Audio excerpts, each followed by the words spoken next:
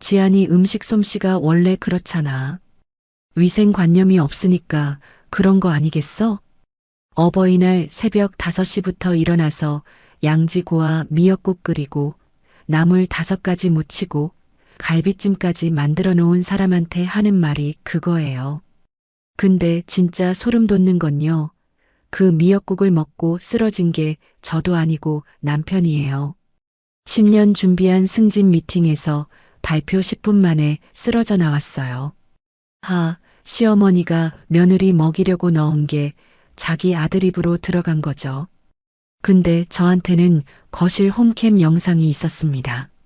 시어머니가 몰래 제 그릇에 흰 가루를 넣는 장면 전부 찍혀 있었어요.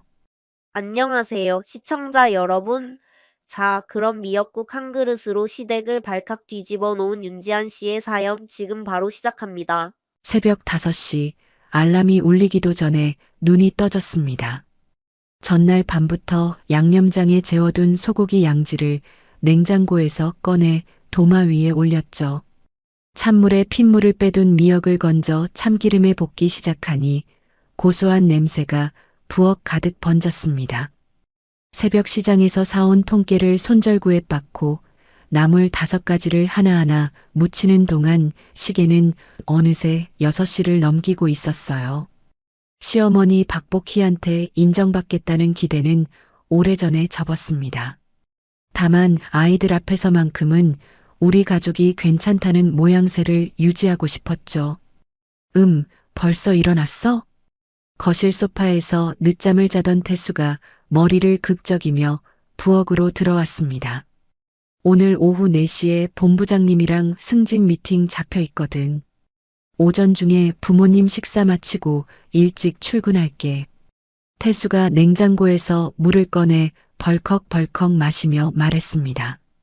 새벽부터 한상 차림을 준비하고 있는 저는 눈에 들어오지도 않는 모양이었어요. 속으로 한숨이 올라왔지만 결혼 7년 차에 이 정도는 익숙해졌다고 스스로를 달랬습니다. 엄마, 나 뭐 도와줄 거 없어? 잠에서 깬 도윤이가 잠옷바람으로 부엌에 나타났습니다. 7살밖에 안 된 아이가 엄마의 고단함을 눈치채고 있다는 게 고맙기도 하고 미안하기도 했어요. 얼른 웃음을 지어 보였습니다. 도윤아, 동생 깨워서 손 씻기고 와. 그게 제일 큰 도움이야. 도윤이가 고개를 끄덕이며 동생 방으로 뛰어갔습니다. 오전 9시 현관 초인종이 울렸습니다. 시아버지 한상철이 먼저 들어서며 조용히 고개를 끄덕였고 그 뒤로 시어머니 복희가 한 손에 백화점 쇼핑백을 들고 현관에 발을 딛자마자 코를 찡그렸습니다. 환기를 좀 시키지. 집에 음식 냄새가 배겠다. 인사보다 먼저 나온 말이 그것이었습니다. 뒤이어 시누이 한수빈이 들어오며 밝게 웃었지만 저와는 눈을 제대로 마주치지 않았어요. 옳게, 오랜만이에요. 수빈은 결혼 초부터 줄곧 저를 옳게라고만 불렀습니다. 2살 연상인 저를 언니라고 부르는 게 예의인데 복희도 그걸 한 번도 고치지 않았죠. 복희가 쇼핑백에서 고급 한우 선물 세트를 꺼내 식탁에 올려놓으며 입을 열었습니다. 우리 태수 먹으라고 가져왔다. 요즘 회사에서 고생이 많으니까. 새벽부터 소고기 양지를 고아 미역국을 끓인 제 노력이 무색해졌지만 저는 공손히 2손으로 받아들었습니다. 그때 수빈이 제 옆을 지나가며 낮은 목소리로 속삭였어요. 이 한우는 옳게 솜씨로는 좀 아까울 수도 있겠다. 못 들은 척 식탁으로 향했습니다. 12가지 반찬과 미역국, 갈비찜이 차려진 상을 본 상철이 처음으로 입을 열었죠. 지안이가 고생 많이 했구나. 그 한마디에 복희의 표정이 돌처럼 굳어졌습니다. 아버지는 맨날 며느리 편만 드셔. 내가 30년 넘게 밥을 해왔는데. 태수가 얼른 끼어들며 양쪽을 번갈아 보았습니다. 어머니, 아버지, 일단 앉으세요. 식기 전에 드시죠. 모두가 자리를 잡으려는 순간 복희가 저를 불렀습니다. 지안아, 내가 차에 보조 가방을 놓고 왔나 봐. 가서 좀 가져다 줄래? 무릎이 아파서 계단을 못 내려가겠다. 왠지 모를 불안감이 스쳤지만 거절할 명분이 없었습니다. 신발을 신고 주차장으로 내려갔어요. 뒷좌석, 조수석, 트렁크까지 전부 뒤졌지만 보조 가방은 어디에도 없었습니다. 빈손으로 엘리베이터에 올라타니 같은 층 이웃인 현정 씨가 서 있었습니다. 지한 씨, 어버이날 잘 보내고 있어요? 네, 현정 씨도요. 짧은 인사를 나누는 사이 오늘만 잘 넘기면 된다고 속으로 중얼거리는 제가 한심하게 느껴졌죠. 현관문을 열고 들어서는 순간이었습니다. 도윤이가 식탁 의자에서 내려와 재빠르게 달려오더니 제 허리를 꽉 끌어안았습니다. 그리고 귀에 입을 바짝 대고 속삭였어요. 엄마, 할머니가 엄마 미역국에 뭔가 넣었어. 처음에는 장난인 줄 알았습니다. 하지만 도윤이의 눈동자가 심하게 떨리고 있었어요. 심장이 철렁 내려앉았습니다. 석 달 전 복희가 다녀간 날 화장대 위 물건 배치가 미묘하게 바뀌어 있던 일 이후 설치해둔 거실 홈캠이 떠올랐습니다. 증거는 나중에 확인하기로 했어요. 지금은 자연스럽게 행동해야 했습니다. 저는 식탁으로 돌아가며 아무렇지 않은 목소리를 만들었습니다. 미역국이 좀 식은 것 같은데 데워올게요. 제 그릇과 태수 그릇을 함께 들고 부엌으로 갔습니다.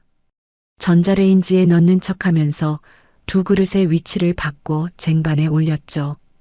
복희는 수빈과 잡담을 하느라 이쪽을 쳐다보지도 않았습니다. 제 손이 미세하게 떨리고 있었지만 쟁반 덕분에 그것마저 감춰졌어요. 자리에 앉아 숟가락을 들며 태연한 표정을 만들었습니다. 심장이 목구멍까지 차올라 숨쉬기가 힘들었지만 입꼬리를 올려 웃어 보였죠. 어머니, 미역국 드셔보세요. 양지를 오래 고았거든요. 복희가 젓가락으로 나물만 집으며 손을 내저었습니다. 나는 됐다. 나이 드니까 국물이 속에 안 맞아. 자기가 손댄 그릇의 국물을 당연히 안 먹겠다는 것이었습니다. 제 확신이 점점 단단해졌어요. 태수가 아무런 의심 없이 자기 앞에 놓인 미역국을 한 숟가락 크게 떠서 입에 넣었습니다. 연달아 두세 숟가락을 더 떴죠. 복희가 그 모습을 보더니 미세하게 고개를 돌려 저를 흘깃 쳐다봤습니다. 그 눈빛에서 기대와 쾌감이 동시에 읽혔어요. 등줄기에 소름이 돋았습니다. 갈비찜은 괜찮네. 올케가 이 정도는 하는구나. 수빈이 갈비찜을 집으며 처음으로 칭찬 비슷한 말을 건넸지만 다른 손으로는 휴대폰을 들어 음식 사진을 찍고 있었습니다. 예전에도 제가 만든 음식 사진을 올리며 시어머니 솜씨라고 태그를 달았던 기억이 스쳤지만 지금은 그것보다 훨씬 중요한 일이 벌어지고 있었기에 표정 관리에만 집중했죠. 태수의 휴대폰이 진동했습니다. 화면을 본 태수가 미간을 좁히며 빠르게 답장을 쳤어요. 회사 후배 민재한테 왔어. 오후 미팅 자료 최종 확인하라고. 올해 승진이 나랑 기획팀 박 과장이랑 둘 중 하나래. 태수가 긴장된 얼굴로 미역국을 서둘러 비웠습니다. 저는 그 모습을 보면서 저 그릇에 대체 뭐가 들어있는 건지, 그릇을 바꾼 제 판단이 맞았는지 두 가지 생각이 동시에 밀려왔어요. 식사가 마무리될 무렵이었습니다. 복희가 냅킨으로 입을 닦으며 자리에서 일어났습니다. 화장실 좀 다녀올게. 복희가 복도 쪽으로 사라지자마자 저는 재빨리 부엌으로 갔습니다. 태수가 비운 그릇, 원래 제가 먹었어야 할 그 그릇의 바닥에 남은 국물을 작은 밀폐용기 2개에 나눠 담았어요. 하나는 냉장고 안쪽 깊숙이, 다른 하나는 아이방 서랍장 뒤에 숨겨뒀습니다. 나중에 결정적 증거가 될 수 있다는 직감이 들었기 때문이죠. 화장실에서 나온 복희가 식탁으로 돌아와 빈 그릇들을 훑어봤습니다. 지안아, 미역국 다 먹었어? 그 질문의 톤이 평소와 달리 묘하게 다정했습니다. 오히려 등골이 서늘해졌어요. 네, 어머니. 맛있게 잘 먹었어요. 복희의 눈동자가 미세하게 흔들리는 것을 저는 놓치지 않았습니다. 태수가 정장 상의를 걸치며 현관으로 향했어요. 나 먼저 출근할게. 미팅 준비 좀 해야 돼서. 복희가 다가가 아들을 껴안으며 등을 토닥였습니다. 우리 태수, 승진 미리 축하한다. 당연히 될 거야. 상철도 묵묵히 고개를 끄덕이며 한마디 했죠. 잘 다녀와라. 저는 현관까지 나가 태수의 넥타이를 고쳐 메어줬습니다. 아무 일 없기를 바라는 마음과 복희가 넣은 것의 정체에 대한 공포가 뒤엉켜 손끝이 차가웠어요. 태수가 나간 뒤 복희와 수빈이 거실 소파에 앉아 TV를 틀었습니다. 저는 도윤이를 아이방으로 불렀어요. 방문을 닫고 도윤이 앞에 무릎을 꿇었습니다.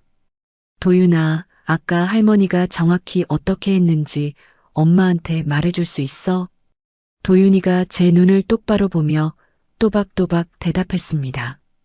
할머니가 주머니에서 작은 봉지 꺼냈어.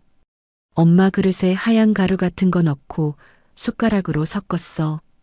그리고 봉지는 다시 주머니에 넣었어. 그 말을 듣는 순간 무릎에 힘이 풀렸습니다. 떨리는 손으로 휴대폰을 꺼내 홈캠 앱을 열었어요. 오전 9시 20분경 영상을 돌려봤습니다. 화면 속에서 복희가 주위를 두리번거린 뒤 오른쪽 주머니에서 작은 비닐 봉지를 꺼내 제 미역국 그릇에 흰 가루를 털어넣고 수저로 재빨리 젓는 장면이 선명하게 찍혀 있었습니다. 영상을 캡처하고 클라우드에 이중 백업한 뒤 휴대폰을 주머니 깊숙이 넣었어요. 거실로 돌아가 아무 일 없다는 듯 과일을 깎아 복희 앞에 내밀었습니다. 어머니, 좀 더 계시다 가세요. 머릿속으로는 태수에게 지금 알려야 하나, 상황을 더 지켜봐야 하나를 계산하고 있었죠. 바로 그때 휴대폰에 문자가 떴습니다. 회사 도착했는데 배가 좀 이상하다. 태수의 문자였어요. 심장이 쿵 내려앉았습니다. 태수의 문자를 보자마자 화장실로 들어가 문을 잠갔습니다. 떨리는 손으로 전화를 걸었어요. 왜 무슨 일이야? 태수가 대수롭지 않은 목소리로 받았습니다. 아, 배가 좀 뒤틀리긴 하는데 미팅 전까지 괜찮아질 거야. 별거 아닌 것 같아. 미역국 이야기를 꺼내야 할지 입안에서 말이 맴돌았습니다. 하지만 지금 전화로 할 이야기가 아니었어요. 무리하지 마. 많이 아프면 바로 연락해.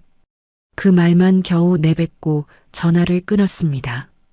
화장실에서 나오자 복희가 소파에서 고개를 돌려 저를 봤습니다. 안색이 안 좋아 보이네. 어디 아파? 묘하게 기대에 찬 눈빛으로 제 얼굴을 살폈어요.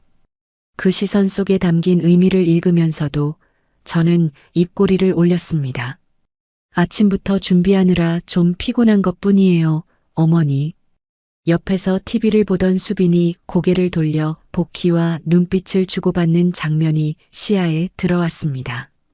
저는 못 본 척 부엌으로 가서 설거지를 시작했죠. 오후 2시 휴대폰이 진동했습니다. 태수의 문자였어요. 배가 점점 더 아파. 화장실 벌써 3번째 갔어. 미팅이 2시간도 안 남았는데 어떡하지. 가슴이 조여왔습니다. 하지만 복희 앞에서 동요를 보일 수 없었어요. 휴대폰을 무릎 아래로 숨기는데 수빈이 옆에서 물었습니다. 옳게, 누구한테 연락 온 거야? 아, 친구한테 어버이날 인사 왔어요. 수빈이 고개를 끄덕이며 다시 TV로 시선을 돌렸습니다. 저는 주방 싱크대 앞에 서서 흐르는 물소리에 기대어 숨을 골랐어요. 시계가 3시를 넘기고 3시 반을 넘기고 3시 50분이 됐을 때 전화가 울렸습니다. 저는 아이 방으로 빠르게 들어가 문을 닫고 받았어요. 지안아, 큰일이야. 태수의 목소리가 떨리고 있었습니다. 미팅 시작 10분 전인데 복통이 안 가라앉아. 본부장님 앞에서 버틸 수 있을지 모르겠어. 병원에 가. 미팅은 다음에 다시 잡으면 되잖아. 안 돼. 이 기회 놓치면 끝이야. 10년을 준비했는데. 태수가 전화를 끊었습니다. 미팅에 들어간 거였어요. 저는 거실에 나와 시계를 바라보며 앉아 있었습니다. 1분이 10분처럼 느껴졌죠. 오후 4시 20분 다시 전화가 왔습니다. 지안아. 태수의 목소리가 완전히 꺾여 있었어요. 발표 시작한 지 10분도 안 돼서 도저히 못 버티겠더라. 본부장님한테 양해 구하고 나왔어. 민재가 말해줬는데 본부장님 표정이 안 좋았대. 박 과장이 내 발표를 이어받았다더라. 10년 커리어를 쏟아부은 승진이 눈앞에서 물거품처럼 사라지고 있었습니다. 저는 입술을 꽉 깨물었어요. 집에 와. 와서 말해야 할 것이 있어. 뭔데? 와서 말할게. 전화를 끊고 욕실 거울 앞에 섰습니다. 눈물이 차오르는 것을 간신히 참았어요. 이게 남편의 승진이 무너진 것에 대한 미안함인지 시어머니에 대한 분노인지 스스로도 구분이 되지 않았습니다. 거실로 돌아오자 복희가 제 얼굴을 뚫어지게 쳐다봤습니다. 왜 얼굴이 하얘졌어? 미역국 체한 거 아니야? 복희의 입꼬리가 미세하게 올라가 있었습니다. 그 미소를 보는 순간 처음으로 이 사람에 대한 두려움이 분노로 바뀌는 것을 느꼈어요. 오후 5시 현관문이 벌컥 열렸습니다. 태수가 창백한 얼굴로 들어섰어요. 정장 셔츠가 땀으로 축축하게 젖어 있었고 넥타이는 풀어 헤쳐져 있었습니다. 신발도 제대로 벗지 못하고 곧장 화장실로 뛰어갔죠. 태수야, 미팅은 어떻게 됐어? 복희가 놀라며 소리쳤습니다. 화장실 너머로 태수의 절규가 들려왔어요. 다 망했어. 상철이 자리에서 일어나 화장실 앞에 섰습니다. 태수야, 무슨 일이냐? 복희의 얼굴에 당황한 기색이 번졌습니다. 말끝을 흐리며 시선을 이리저리 돌렸죠. 저는 그 반응을 지켜봤습니다. 아들이 아픈 것에 대한 놀라움이 아니었어요. 예상치 못한 대상이 아픈 것에 대한 당혹감이었습니다.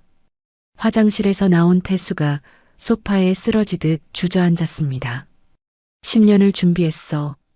본부장님 앞에서 한마디도 못하고 나왔어. 태수의 눈가가 붉어졌어요. 복희가 다가가 아들의 등을 쓸어주었습니다. 괜찮아, 우리 아들. 다음 기회가 있을 거야. 저는 그 모습을 바라보며 이를 악물었습니다. 당신이 넣은 것이 당신 아들을 쓰러뜨렸다는 말이 목구멍까지 차올랐지만 아직은 때가 아니었어요. 도윤이가 방에서 나와 태수 옆에 조용히 앉았습니다. 아빠, 괜찮아? 작은 목소리로 묻는 도윤이를 보는 순간 전율이 일었습니다. 이 아이가 알려주지 않았다면 저 자리에 쓰러져 있는 사람은 저였을 거예요.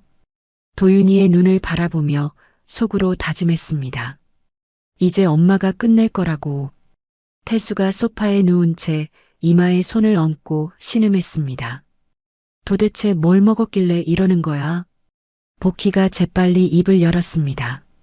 지안이 음식 솜씨가 원래 그렇잖아. 위생관념이 없으니까 그런 거 아니겠어? 수빈도 팔짱을 끼며 고개를 끄덕였어요. 해산물 관리를 잘못한 거 아니에요? 미역국이니까 해산물이 들어갔을 수도 있잖아요. 상철까지 한마디 보탰습니다. 지안이가 좀 더 신경 썼어야지. 7년간 반복된 패턴이었습니다. 시어머니가 공격하고 시누이가 가세하고 시아버지가 동조하고 남편이 방관하는 구조. 하지만 오늘은 달랐어요. 저는 부엌으로 들어가 냉장고를 열며 말했습니다. 모든 재료 유통기한이랑 보관 상태 지금 확인시켜 드릴게요. 소고기 양지 포장을 꺼내 들고 식탁 쪽으로 가려는데 태수가 소파에서 손을 내저었습니다. 됐어. 따지지 말고 약이나 줘. 복희가 팔짱을 끼며 턱을 치켜들었습니다. 승리한 사람의 표정이었어요. 시어머니가 공격하고 남편이 방관하고 제가 억울함을 삼키는 이 패턴. 오늘은 더 이상 작동하지 않을 겁니다.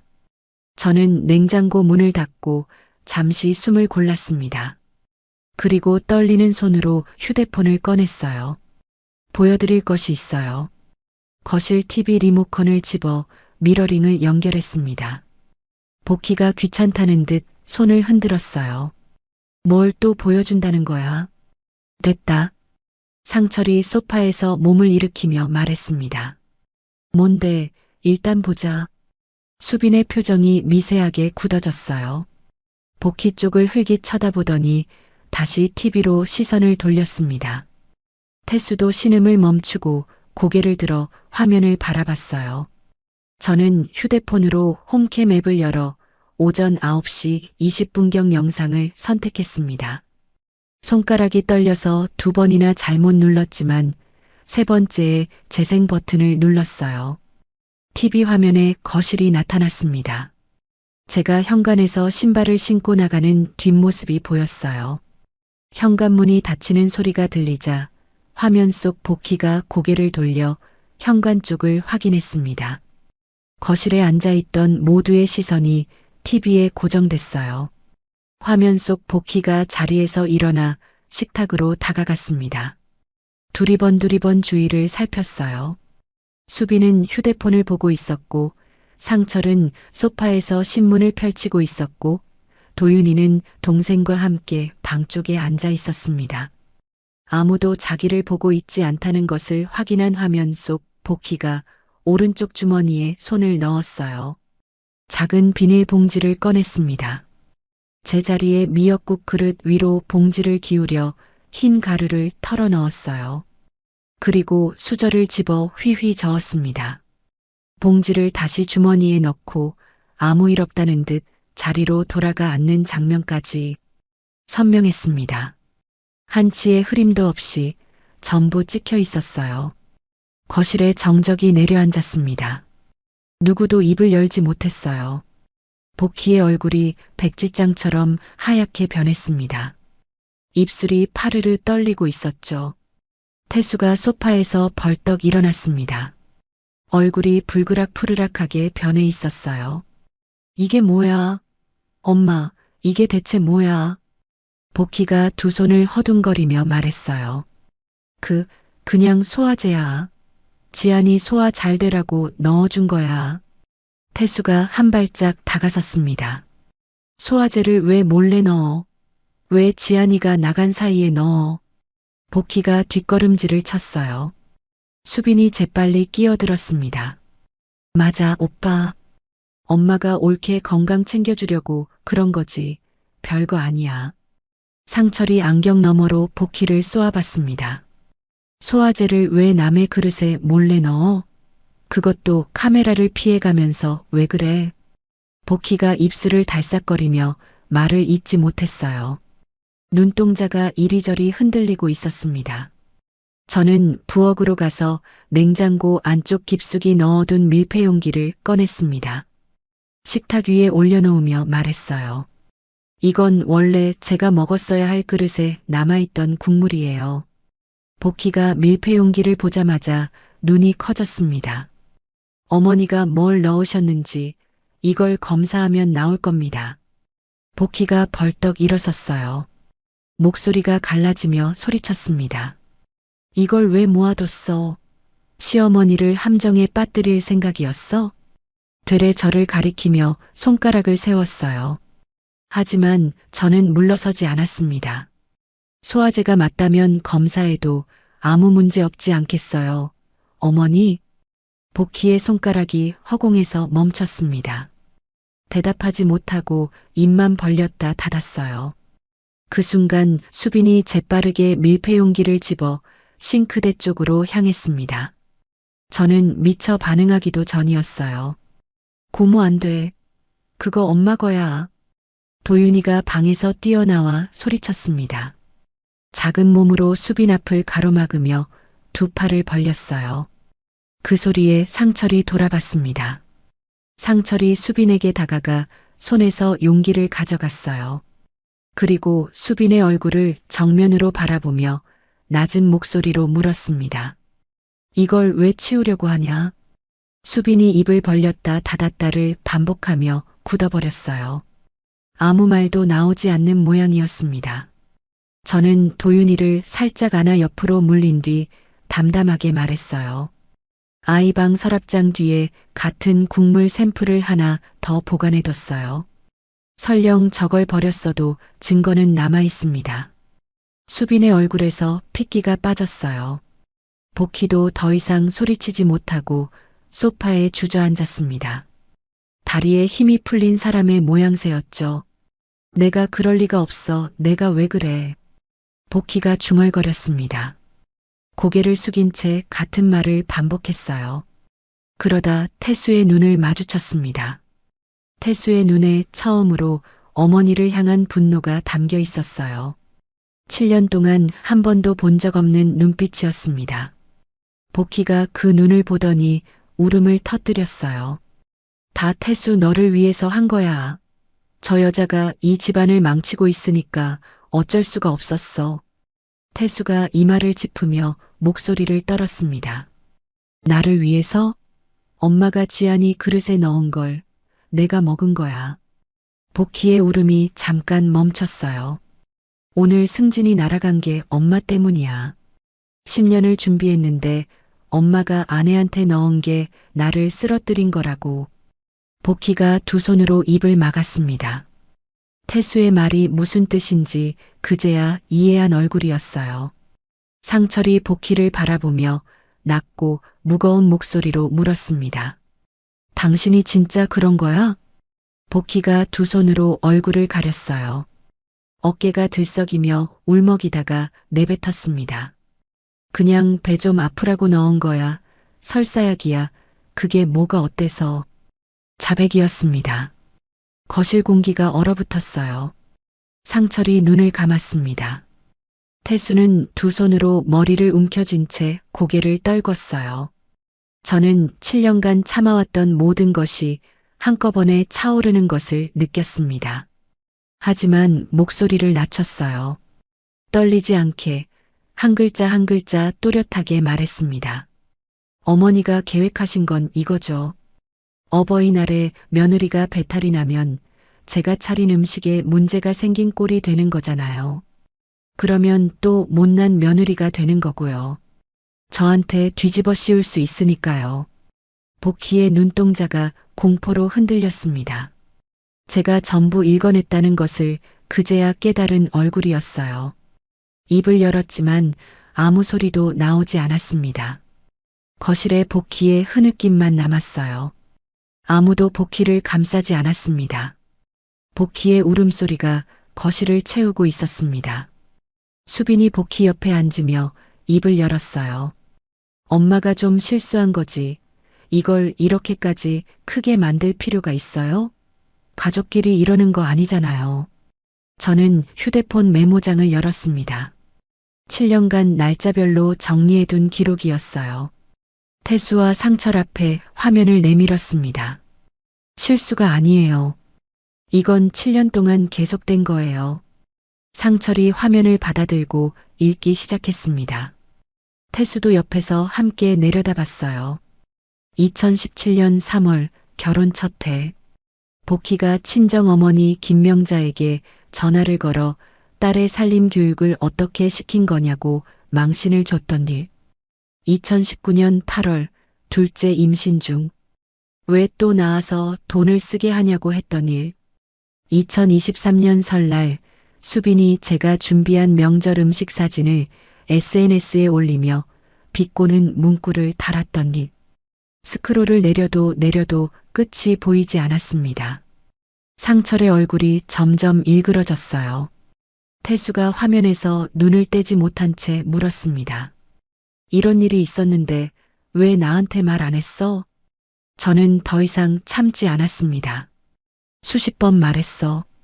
그때마다 당신이 뭐라고 했는지 기억나? 엄마가 그럴 리 없다.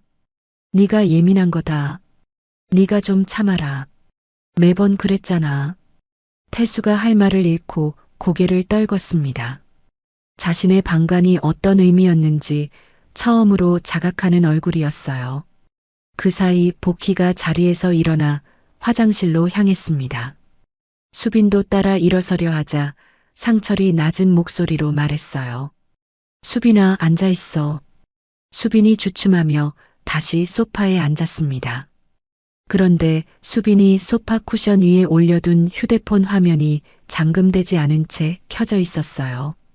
복희에게서 온 카카오톡 메시지가 그대로 보였습니다. 수빈아, 어떻게 오빠가 먹었어? 상철과 태수가 동시에 그 화면을 봤습니다. 수빈이 뒤늦게 시선을 따라가며 휴대폰을 집으려 손을 뻗었어요. 태수가 먼저 집어들었습니다. 엄마가 보낸 이 메시지 뭐야? 오빠가 먹었다는 게 무슨 뜻이야? 수빈의 눈동자가 흔들렸습니다. 그거 오빠가 반찬을 너무 많이 먹었다는 뜻이야. 상철이 수빈을 정면으로 바라봤어요. 너도 알고 있었던 거냐? 수빈이 대답하지 못하고 입술만 떨었습니다. 저는 태수에게 말했어요. 수빈 씨 휴대폰에 어머니랑 나눈 대화가 있을 거예요. 태수가 수빈을 향해 손을 내밀었습니다. 비밀번호 풀어. 오빠, 이건 사생활 침해야.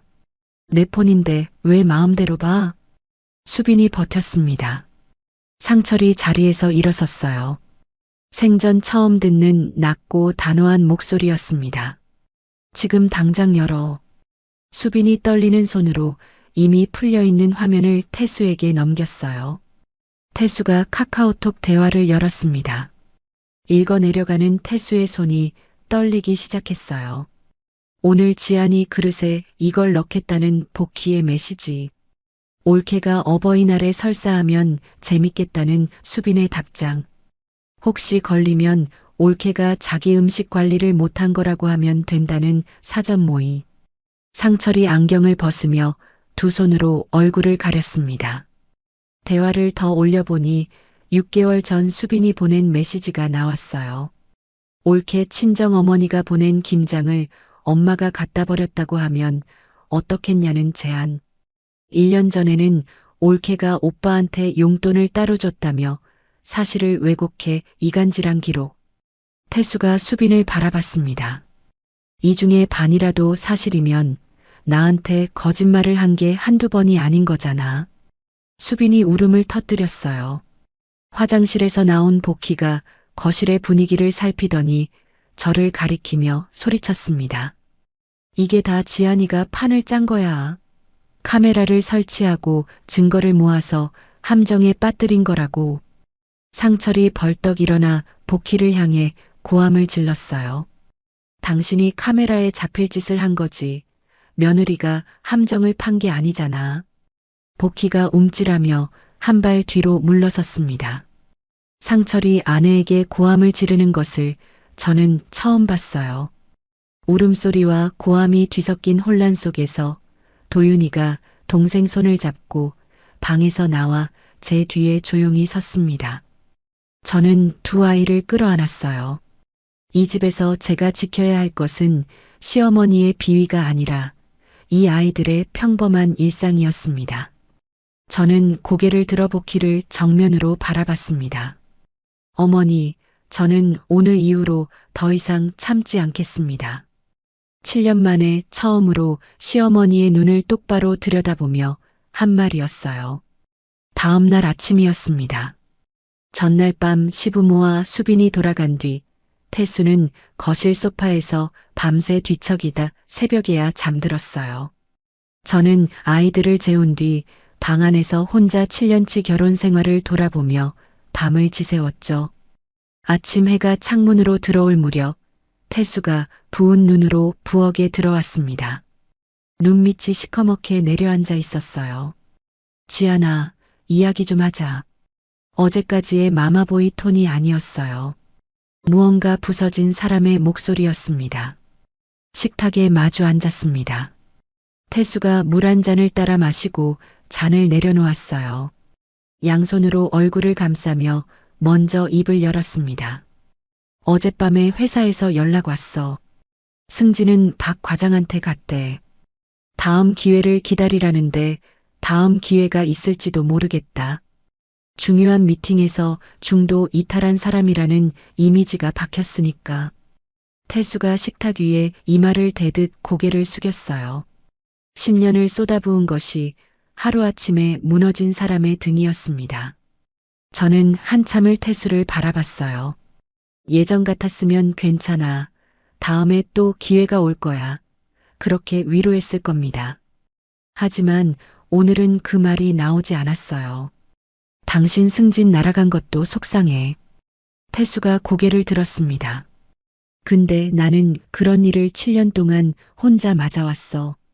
당신은 어제 하루 아팠지만 나는 2555일을 아팠어. 태수의 눈이 흔들렸어요. 입을 열었다가 다시 다물었습니다. 뭐라고 해야 할지 모르는 얼굴이었죠. 당신 어머니가 나한테 뭘 해도 당신은 한 번도 내 편이 아니었어. 엄마가 그럴 리 없다. 네가 예민한 거다. 좀 참아라. 그 말이 7년 동안 나를 얼마나 무너뜨렸는지 알아? 태수가 고개를 들지 못했어요. 두 손이 식탁 위에서 떨리고 있었습니다. 어제 당신이 화장실에서 쓰러져 나왔을 때 당신 어머니가 내 얼굴을 봤어. 미역국 체한 거 아니냐고 물으면서 웃고 있었어. 내가 고통받는 걸 즐기는 사람이야. 태수가 입술을 깨물었어요. 그리고 당신은 그 옆에서 매번 눈을 감았어. 식탁 위에 긴 침묵이 내려앉았습니다. 냉장고 돌아가는 소리만 웅웅거렸어요. 태수가 한참을 그렇게 앉아 있다가 떨리는 목소리로 말했습니다. 내가 잘못했어. 엄마가 너한테 하는 것들 알면서도 모른 척했어. 네가 말할 때마다 내 탓을 했고 그게 얼마나 비겁한 짓이었는지 어제야 알았어. 태수가 두 손으로 눈을 눌렀어요. 미안해. 진짜 미안해, 지안아. 7년 동안 목말라왔던 말이었습니다. 하지만 이 한마디로 모든 것이 해결될 수는 없다는 것도 알았어요. 저는 식탁 너머 태수를 바라보며 말했습니다. 사과는 받을게. 근데 말만으로는 안 돼. 행동으로 보여줘. 앞으로 어머니가 나한테 뭘 하든 당신이 막아야 해. 그게 안 되면 나는 이 결혼을 계속할 수 없어. 태수가 고개를 끄덕였습니다. 무겁게 천천히. 아이들이 잠에서 깨어 부엌으로 나왔어요. 도윤이가 식탁에 앉은 태수를 보며 물었습니다. 아빠, 배 괜찮아? 응, 괜찮아. 도윤아, 걱정시켜서 미안해. 태수가 억지로 웃음을 만들며 도윤이의 머리를 쓸어넘겼어요. 저는 아이들에게 밥을 차려주며 평범한 아침을 만들어냈습니다. 속은 아무것도 평범하지 않았지만 오전 10시 친정어머니 김명자에게서 전화가 왔어요. 지안아, 대체 무슨 일이야? 주변에서 자꾸 연락이 오는데 수빈이 SNS에 글을 올린 거였습니다. 어버이날에 올케한테 모함당한 시어머니 이야기라는 제목으로 사건을 왜곡해서 퍼뜨리고 있었어요. 어머니, 드릴 말씀이 있어요. 저는 아이 방으로 들어가 문을 닫고 침대에 앉았습니다. 그리고 처음으로 친정어머니에게 7년간의 일을 전부 털어놓았어요. 결혼 첫 해 복희가 친정어머니에게 전화해서 망신을 줬던 일, 명절마다 혼자 15가지 반찬을 만들면서도 한 번도 수고했다는 말을 듣지 못했던 일, 둘째 임신 중에 왜 또 낳냐는 말을 들었던 일, 그리고 어제 시어머니가 제 미역국에 설사약을 넣었던 일까지 수화기 너머로 김명자의 숨소리가 거칠어졌어요. 그리고 울음이 터졌습니다. 왜 진작 말하지 않았어? 우리 딸이 그런 일을 당하고 있었는데 엄마한테 왜 한마디도 안 했어? 걱정시키기 싫었어요. 제가 잘하면 괜찮아질 줄 알았어요. 괜찮아지긴 뭐가 괜찮아져. 7년을 혼자 버틴 거잖아. 엄마가 얼마나 속상한지 알아? 김명자의 울음소리에 저도 눈시울이 뜨거워졌어요. 하지만 전화기를 붙들고 꾹 참았습니다. 어머니, 이제 혼자 안 삼킬게요. 약속해요. 그래, 우리 딸. 이제 내 인생 네가 살아. 무슨 결정을 하든 엄마가 무조건 내 편이야. 알겠지? 전화를 끊었습니다. 잠시 후 문자가 왔어요. 우리 딸, 이제 내 인생 네가 살아라. 엄마가 무조건 내 편이야. 같은 말이었지만 글자로 다시 보내준 거였습니다. 그 문자를 읽는 순간 참아왔던 눈물이 터졌어요. 화장실로 뛰어들어가 문을 잠그고 수건으로 입을 막았습니다. 아이들한테 들리면 안 됐으니까요. 한참을 그렇게 울었습니다. 눈물이 그치고 난 뒤 거울 속 제 얼굴을 봤어요. 눈이 퉁퉁 부어 있었지만 이상하게 속은 좀 가벼워진 느낌이었습니다. 7년 동안 혼자 짊어진 것을 내려놓기 시작한 거였죠. 오후에 대학 동창이자 변호사인 이민서에게 연락했습니다. 민서가 전화를 받자마자 물었어요. 지안아, 무슨 일이야? 네가 먼저 연락하는 거 오랜만이다. 민서야, 좀 도와줘야 할 것 같아. 상황을 처음부터 끝까지 설명했습니다. 민서가 듣는 내내 한마디도 끼어들지 않았어요. 다 듣고 나서 한숨을 내쉬더니 말했습니다. 홈캠 영상이랑 카톡 캡처, 그리고 미역국 국물 샘플 전부 증거로 보존해야 해. 절대 원본 지우면 안 돼. 응, 클라우드에 이중 백업해뒀어. 잘했어. 그리고 남은 국물은 전문 기관에 맡겨서 성분 검사 받자. 거기서 뭐가 나오느냐에 따라서 방향이 달라져. 내가 아는 곳 소개해 줄게. 고마워, 민서야. 고맙긴. 7년 동안 왜 나한테 말 안 했어? 변호사 친구가 있으면서. 민서의 목소리에 걱정이 묻어 있었어요. 저는 쓴웃음만 지었습니다. 그날 오후 민서가 소개해준 식품 분석 기관에 밀폐 용기에 국물 샘플을 접수했습니다. 결과는 나흘 정도 걸린다고 했어요. 저녁 무렵 태수가 퇴근하며 현관에 들어섰습니다. 신발을 벗으며 저를 봤어요. 뭔가 말하려는 듯 입을 열었다 닫았다 하더니 결국 내뱉었습니다. 엄마한테 전화했어. 지안이한테 사과하지 않으면 왕래 끊겠다고 했어. 반갑기보다는 과연 이게 지속될까라는 의구심이 먼저 들었습니다. 7년이 만들어낸 불신이었죠. 어머니가 뭐라고 하셨는데? 자기가 뭘 잘못했냐고, 다 너를 위해서 그런 거라고. 끝까지 그 말만 반복하더라. 태수가 고개를 저으며 구두를 신발장에 넣었어요. 그래도 내가 말은 했어.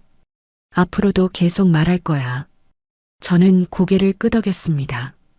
태수가 처음으로 행동에 옮겼다는 사실을 작은 변화의 시작으로 받아들이기로 했어요. 다만 이 한 번으로 모든 것이 괜찮아지는 건 아니라는 것도 알고 있었습니다. 밤 아이들을 재우는 시간이었어요. 둘째를 먼저 재우고 도윤이 옆에 누웠습니다. 도윤이가 이불을 턱까지 끌어올리며 천장을 바라봤어요. 엄마, 응? 이제 할머니 안 와? 가슴이 먹먹해졌습니다. 7살 아이가 어른들 사이에서 얼마나 많은 것을 감지하고 있었는지 그 한마디에 다 담겨 있었어요. 도윤이의 머리카락을 쓸어넘기며 대답했습니다. 어른들이 잘 해결할 거야. 도윤이는 걱정하지 마. 도윤이가 고개를 돌려 저를 봤어요. 엄마, 어제 내가 잘한 거야? 뭘? 할머니가 엄마 미역국에 넣는 거 말한 거. 저는 도윤이를 꼭 안았습니다. 작은 몸에서 비누 냄새가 났어요. 도윤아, 네가 엄마를 지켜줬어. 정말 고마워. 도윤이가 제 손을 꼭 잡았습니다. 나는 엄마 아프면 안 돼. 그 말을 남기고 도윤이의 눈이 천천히 감겼어요. 작은 손에서 전해지는 체온이 손바닥 가득 느껴졌습니다.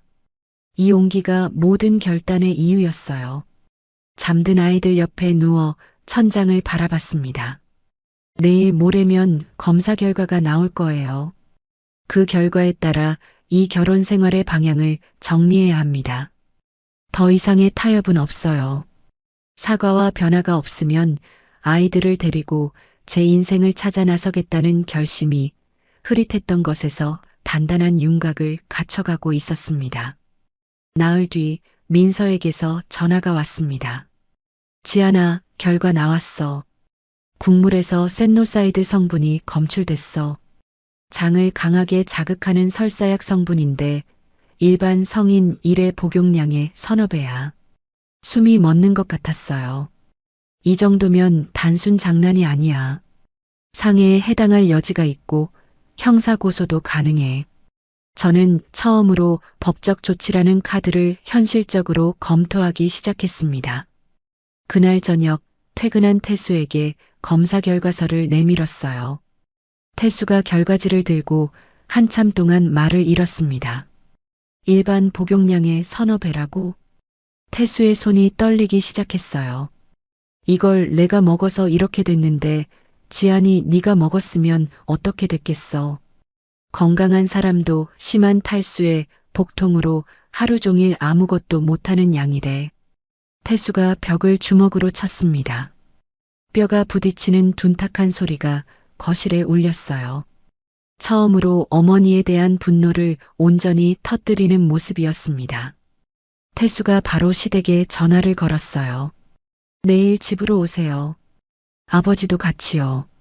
할 얘기가 있습니다. 수화기 너머로 복희의 목소리가 새어나왔습니다. 그 일은 이미 끝난 거 아니야? 검사 결과 나왔습니다. 태수가 그 말만 하고 전화를 끊었어요. 수화기 너머로 복희의 숨소리가 멈추는 것이 느껴졌습니다. 다음 날 오후 현관 초인종이 울렸습니다. 복희는 며칠 사이 눈에 띄게 수척해져 있었고 상철은 무표정한 얼굴로 들어섰어요. 저는 식탁 위에 검사 결과서, 원본, 홈캠 영상 캡처 출력물, 수빈과 복희 간 카톡 대화 캡처본을 일렬로 배치해뒀습니다. 복희가 식탁 위 서류들을 보자마자 다리에 힘이 풀린 듯 의자에 주저앉았어요. 태수가 검사 결과서를 복희 앞에 밀어놓으며 입을 열었습니다. 일반 용량의 서너 배 설사약이에요. 엄마가 제 아내한테 이걸 먹이려고 했고 제가 대신 먹어서 승진이 날아갔습니다. 한마디 한마디 또박또박이었어요. 복희는 결과서를 쳐다보지도 못하고 고개를 숙였습니다. 그냥 배 좀 아프라고 넣은 거야. 그 정도일 줄 몰랐어. 상철이 결과서를 집어들고 읽었습니다. 다 읽은 뒤 복희를 바라보며 말했어요. 40년을 같이 살면서 당신이 이런 사람인 줄 몰랐어. 며느리한테 이런 짓을 해도 되는 거야? 복희가 입을 열려 했지만 상철이 손을 내저었습니다. 됐어. 더 듣고 싶지 않아. 바로 그때 현관 초인종이 울렸어요. 수빈이 들어섰습니다. SNS에 올린 글 때문에 수습하러 온 모양이었는데 식탁 위의 서류들을 보고 얼굴이 굳어졌어요. 태수가 의자를 가리키며 말했습니다. 앉아. 수빈이 조심스럽게 앉자 태수가 카톡 캡처본을 수빈 앞에 놓았어요. 여기다 있어. 올케가 어버이날에 설사하면 재밌겠다. 이거 네가 친 거 맞아? 수빈이 고개를 저었습니다. 그건 그냥 농담이었어, 오빠. 상철이 식탁을 손바닥으로 내리쳤어요. 내 오빠가 그걸 먹고 승진이 날아갔는데 그게 농담이야? 수빈이 처음으로 아버지 앞에서 고개를 들지 못했습니다. 복희가 마지막 카드를 꺼내듯 벌떡 일어섰어요. 고소하려면 해봐. 아들이 친어머니를 고소하겠다는 거야? 저는 자리에서 일어나 복희를 똑바로 바라봤습니다. 고소 여부는 어머니 태도에 달려 있어요. 진심으로 사과하시고 앞으로 절대 이런 일 없겠다고 약속하시면 가족으로서 기회를 드릴 생각이 있습니다. 하지만 지금처럼 나오시면 제 가족을 지키기 위해 할 수 있는 모든 조치를 취하겠습니다. 거실에 긴 침묵이 흘렀어요. 상철이 먼저 제 앞으로 왔습니다. 깊이 고개를 숙였어요. 7년 동안 눈을 감고 있었다. 이 아버지가 미안하다. 태수가 복희의 팔을 잡으며 말했습니다. 사과하세요. 진심으로 사과하지 않으시면 정말 연 끊겠습니다. 복희의 무릎이 꺾이듯 바닥에 내려앉았어요. 미안해, 내가 미쳤었어. 목 놓아 우는 소리가 거실을 가득 채웠습니다. 수빈도 옆에서 무릎을 꿇었어요. 언니, 내가 잘못했어. 처음으로 저를 언니라고 불렀습니다.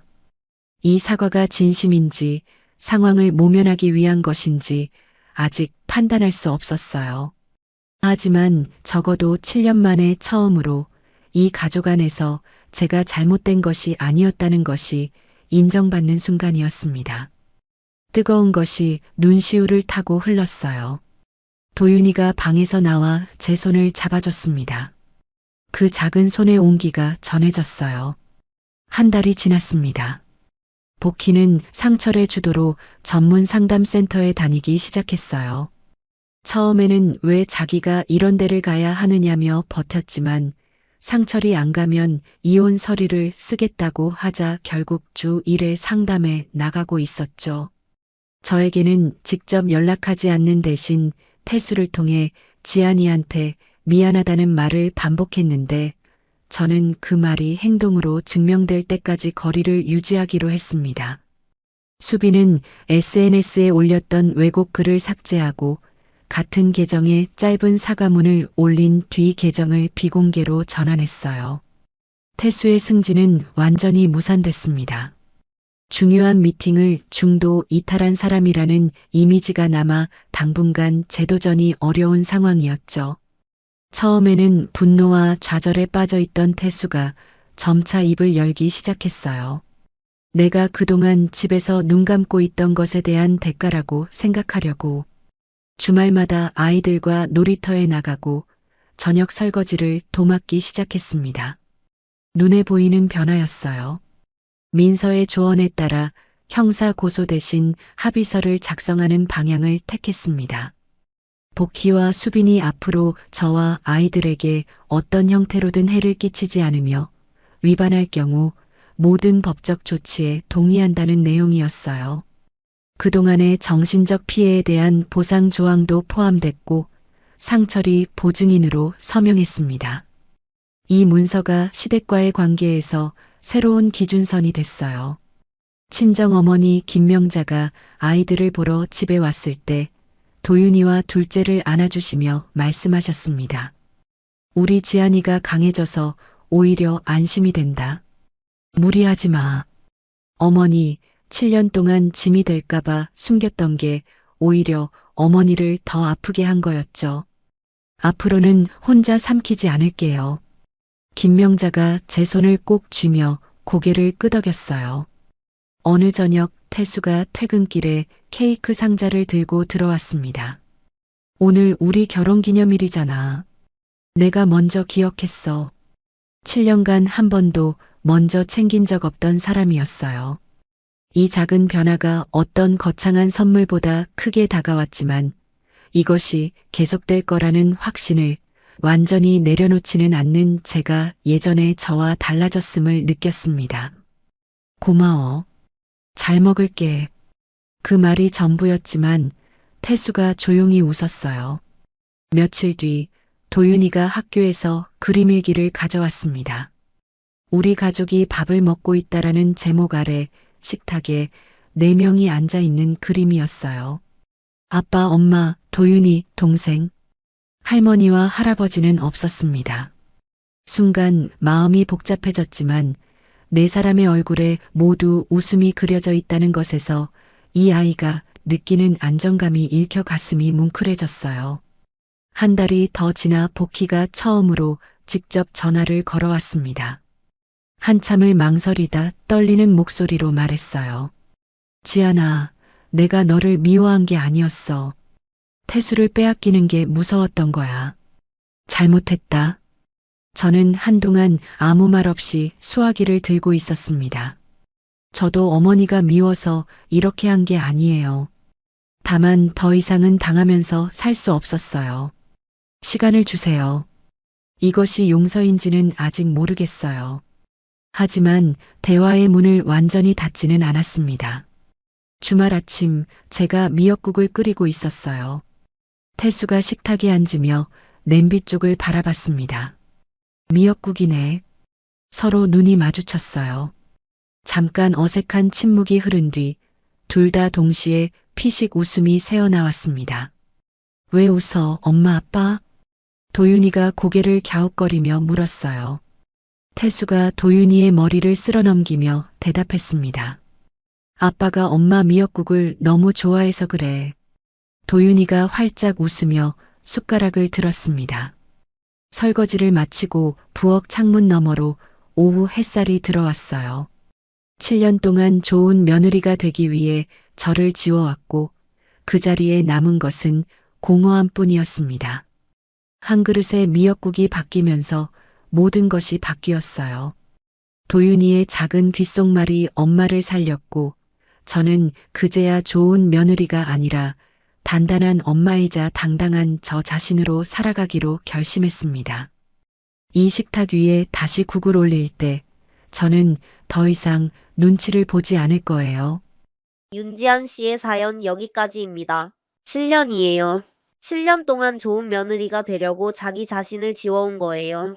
참으면 나아질 줄 알았고 잘하면 인정받을 줄 알았던 거죠.